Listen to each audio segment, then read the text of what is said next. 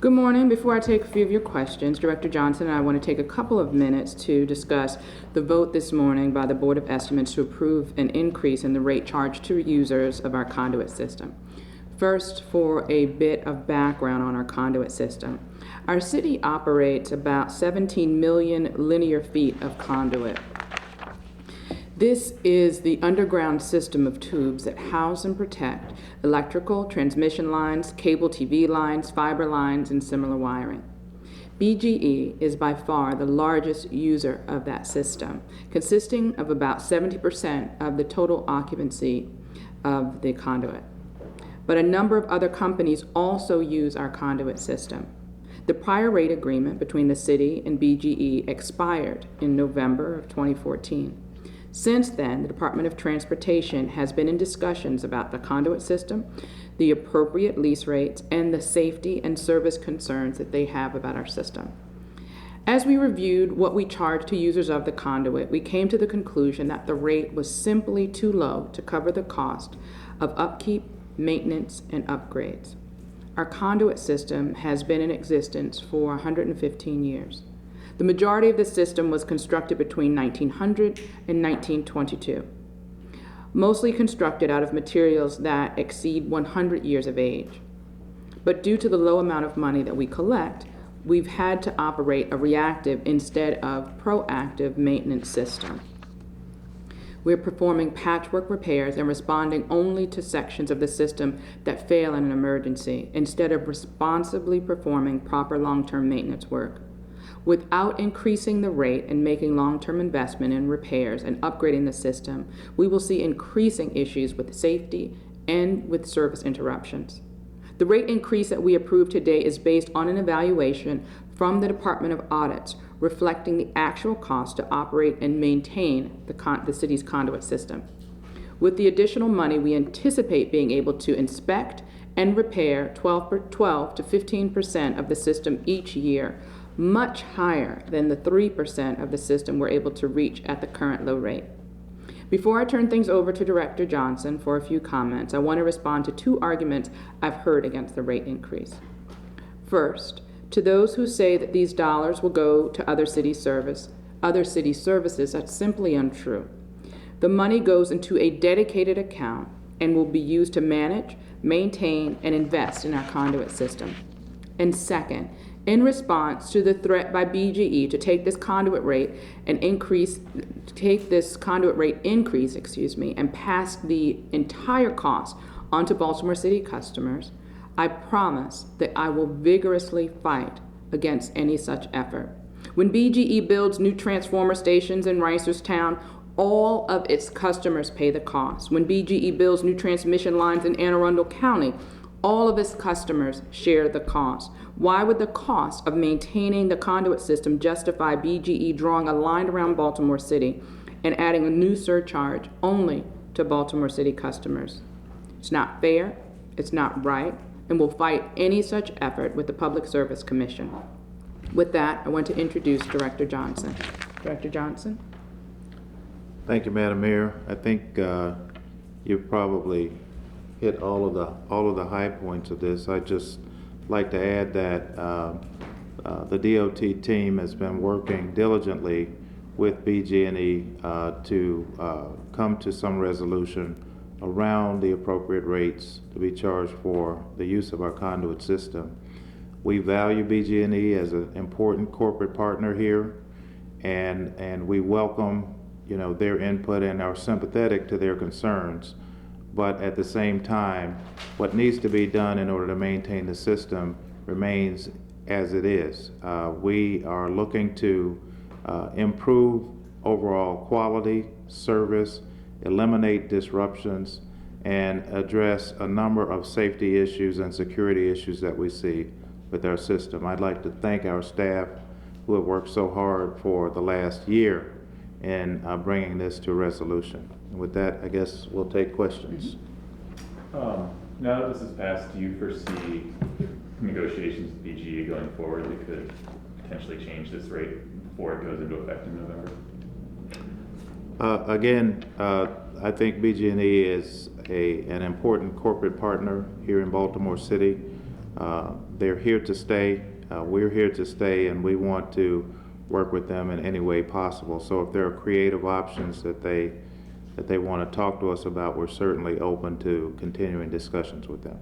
BGE claims that you were saying that you can use the revenue for other sources. Is that not true? That's absolutely untrue. This revenue is dedicated for the use and the repair and maintenance of the conduit system. It goes into a special enterprise fund. It's not commingled with other city funds, and those funds historically and going forward will continue to be used to maintain and repair the conduit system. And I just want to add, it was surprising to me that such a claim would be made by BGE's lawyer, certainly when she couldn't back it up with any specifics. I think to impugn in my mind, the character of the Department of Transportation Director was inappropriate in the way it was done. With the upgrades to the conduit system, how does this affect the city's long-term plans for broadband and expanding access to broadband? Well, one of the issues with the conduit system is the lack of connectivity. There are sections of the network that are not functional. There are manholes that can't be accessed, and the city's tried to compensate for this over the years instead of making and doing those repairs by simply just rerouting. So in some ways, it's going to develop a network, an underground network that's going to have more connectivity and be more functional in support of whatever broadband users may want to, whatever sections they may want to utilize in the future. And there's about 50 companies that are using it currently? We have about 48 companies that are currently tenants, and we welcome any additional tenants who choose to use the system. I want to clarify something that I thought I heard BG&E say. They are required to use the system under the agreement. Do we know anything about that? Under the current structure, users, people who come into the city to develop or whatever, as they build conduit as part of their development agreements, that conduit may be constructed and then it becomes part of the city system for ongoing maintenance. The users who come into the system are required to use our system unless they have some other form of agreement that allows them to have a separate system.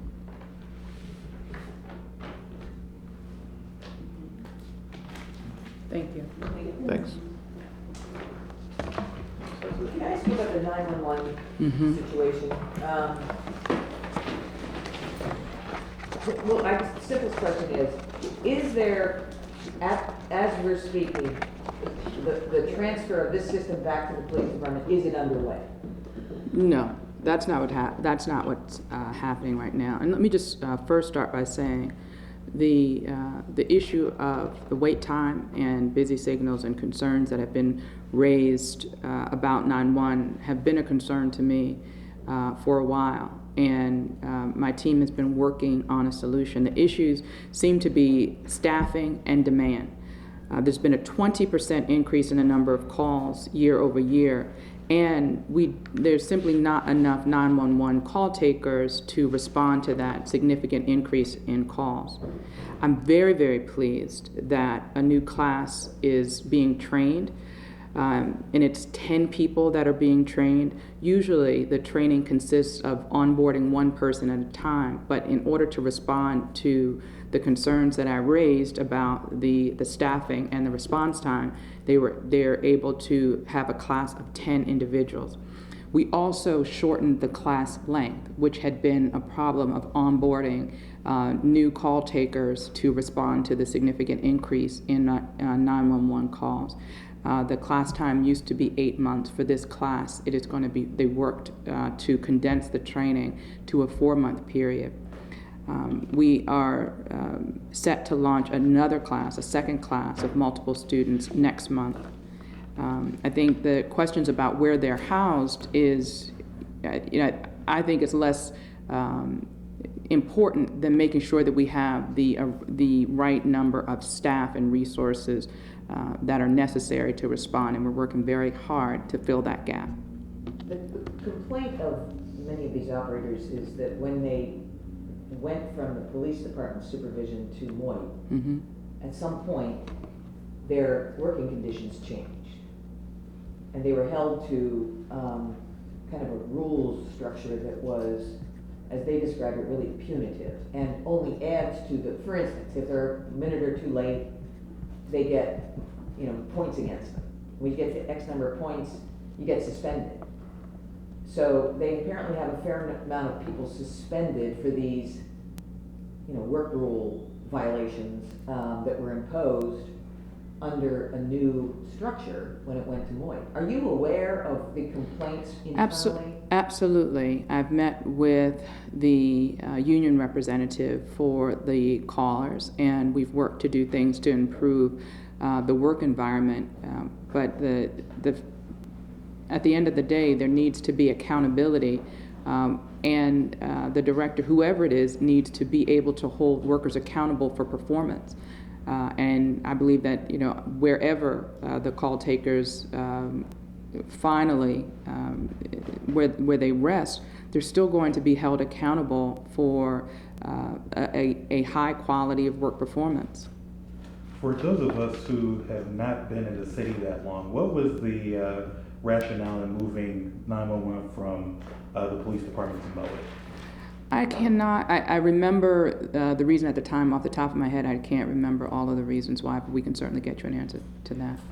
I know that I can say what I do remember off the top of my head is that we were looking to make some efficiencies in response to a very tough budget year, and those efficiencies were, we looked for efficiencies throughout the administration, and I believe that was one of them, but like I said, I can get you a more specific answer. What Are there if any- there's a 20% increase in calls? Like, how do we get to such a higher demand?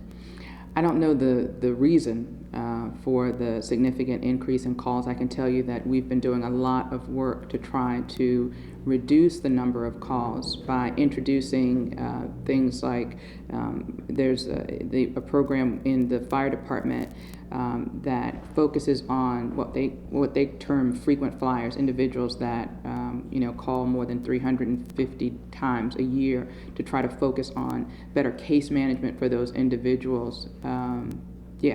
There's a group of people in the city that call just about every day, and we've been doing things like that because if you just better manage that group of people, you significantly reduce the number of calls that we get. So we're working through things like that to try to better manage how we are using, the city is using the 911 system. But the calls went up significantly, and unfortunately, it's not like you can't go to a staffing service and say, give me 10 911 callers in order to fill that gap, or not necessarily fill a gap, but to raise the staffing levels to meet the current needs. You can't flip a switch. You have to have this training program, and we're working hard to get that done. So just to go back to the first question I asked, Mm-hmm. I believe that Kevin Davis said that this is going to transition back to the police department. Is that correct? I think they're looking at it. There hasn't been any final decisions made as far as I know. Do you support that?